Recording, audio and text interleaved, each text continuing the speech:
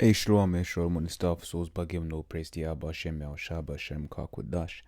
Double honors to the apostles of JMS and honors to you brothers doing the work in truth, while sincerity. This is a really quick one. Again, this is on, it's okay to cry.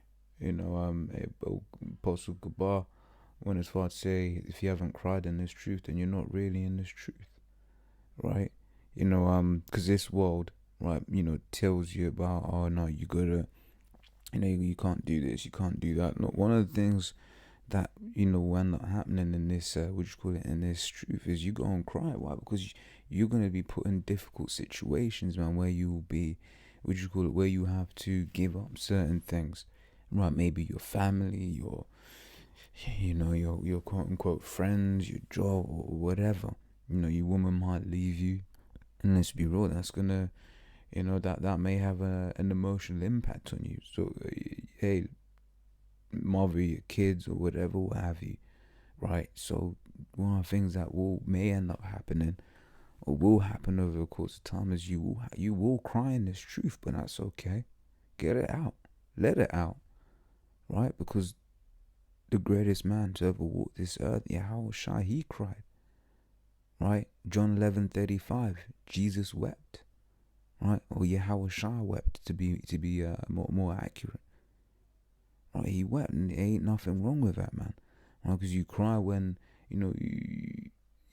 things happen to you in your life, right? You hear something bad is befalling a brother, you might tear up. Hey man, when you're thinking how much of a piece of shit you are, you might tear up and just beg the Lord for mercy, right?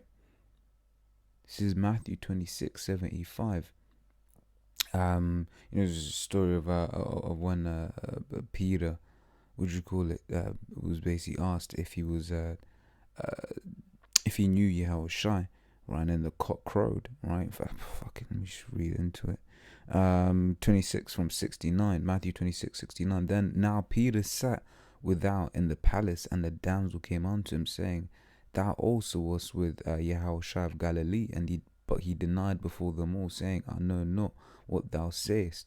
And when he was gone out into the porch, another maid said unto them that were there, This fellow was also with Yahweh Shai of Nazareth. And again he denied with an oath, I do not know this, I do not know the man. And after a while came to him they that stood by, and said to Peter, Surely thou also art one of them, for thy speech bewrayeth thee. Then began to curse and to answer, saying, I know not the man. And immediately the cock crew, right? And Peter, right, remember the word of Yahweh Shai, which said unto him, Before the cock crow thou shalt deny me thrice. And he went out and wept bitterly, right? So, hey, like I said, he was like, oh man, because he was like, oh man, hey, I betrayed the Lord, I denied the Lord, rather, right? He felt a type of way. It's like in this truth, man, you might do stuff, you're like, man, I was being wicked, you'll cry, right? Or you might see the the genuine love that brothers have for each other, and then you cry. Ain't nothing wrong with that, right? Ain't nothing wrong with that, right? But also, obviously, there's the balance, just with anything. As Ecclesiastes 7:7 says, Surely oppression maketh the wise man mad, and the gift destroyeth the heart. Right, so we will be, we get oppressed all the time, and we see certain things, our blood will boil, and there's nothing that we can do about it, man. And you get angry, you get pissed off, you might shed a few tears, right? You see all the wickedness that's going on in the world. You see how brothers suffer. You see, hey man, you wanna cry, man.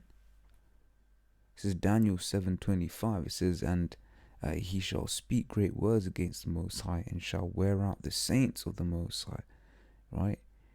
Which is the point I want to touch on. It says, and think to change times and laws, and they shall be given into his hand until a time and times and the dividing of time, right? So that's talking about, but basically, so the point I wanted to touch on there is, and shall wear out the saints of the Most High, and we're being worn out.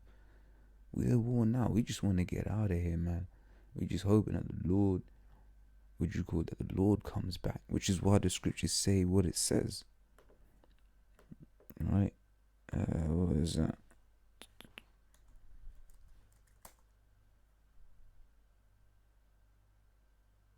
But he that shall endure unto the end, the same shall be saved. And the key word there is enduring, right? Because we're gonna be going through oppression, right? We're getting worn out, and in that, you might shed a few tears, but we gotta enjoy, and just like you're saying, endure, right, up until the Lord comes and delivers out of this hell and brings us into the new kingdom.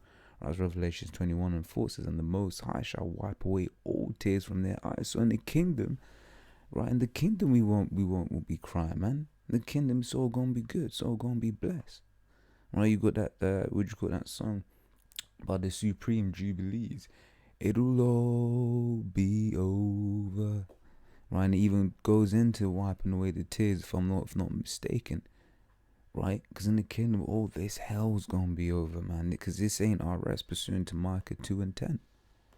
All right, this ain't our rest. Right, it says Micah 2:10, arise ye and depart, for this is not your rest, because it is polluted, shall destroy you, even with a sore destruction. Right, it's not what I wanted. Hebrew was at 13:14. Right, it says, for here, Hebrews 13:14, for here we have no continuing city, but we seek one to come. Right, and in that new city, look, I'm going to read it again. Revelation 21:4 says, and the Most High shall wipe away all tears from their eyes, and there shall be no more death, neither sorrow nor crying, neither shall there be any more pain, for the former things are passed away. And that's talking about, to the children of Israel. Right, that's to the children of Israel, and it was thing of we life's gonna be good on the other side. But up until then, man, you may have to have a cry. Ain't nothing wrong with that, right? Or just go in your room, lock the door, and just cry.